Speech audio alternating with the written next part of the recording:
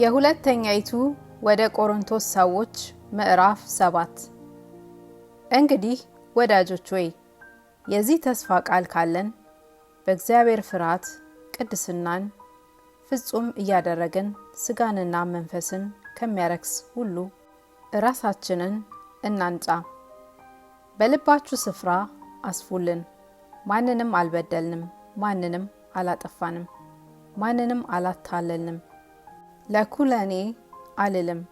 በአንድነት ለመሞትና በአንድነት ለመኖር በልባችን እንዳላችሁ አስቀድሜ ብያለሁና። ስለ እናንተ እምነቴ ታላቅ ነው፣ በእናንተ ምክንያት ትምክህቴ ታላቅ ነው። መጽናናት ሞልቶብኛል፣ በመከራችን ሁሉ ደስታዬ ከመጠን ይልቅ ይበዛል። ወደ መቄዶንያም በመጣን ጊዜ በሁሉ ነገር መከራን ተቀበልን እንጂ ስጋችን እረፍት አልነበረውም። በውጭ ጠብ ነበረ፣ በውስጥ ፍርሃት ነበረ። ነገር ግን ሐዘንተኞችን የሚያጽናና አምላክ በቲቶ መምጣት አጽናናን። በመምጣቱም ብቻ አይደለም፣ ነገር ግን ናፍቆታችሁንና ልቅሷችሁን ስለኔም ቅንናታችሁን ሲነግረን በእናንተ ላይ በተጽናናንበት መጽናናት ደሞ ነው። ስለዚህም ከዚህ ይልቅ ደስ አለን። በመልእክቴ ያሳዘንኋችሁ ብሆን እንኳን አልጸጸትም።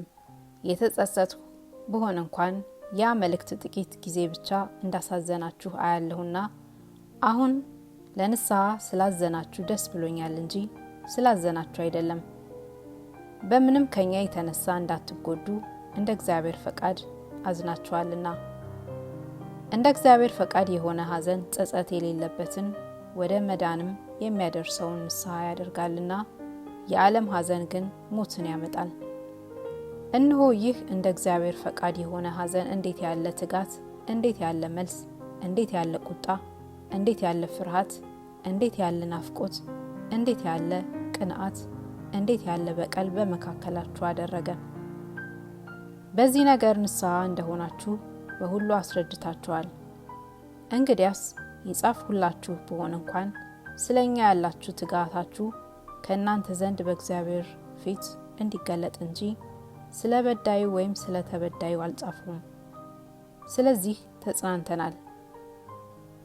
በመጽናናታችንም ስለ ቲቶ ደስታ አብልጦ ደስ አለን። መንፈሱ በሁላችሁ አርፏልና ለእርሱ በምንም ስለ እናንተ የተመካሁ እንደሆነ አላፈርሁምና። ነገር ግን ሁሉን ለእናንተ በእውነት እንደተናገርን እንደዚህ ደግሞ ትምክህታችን በቲቶ ፊት እውነት ሆነ።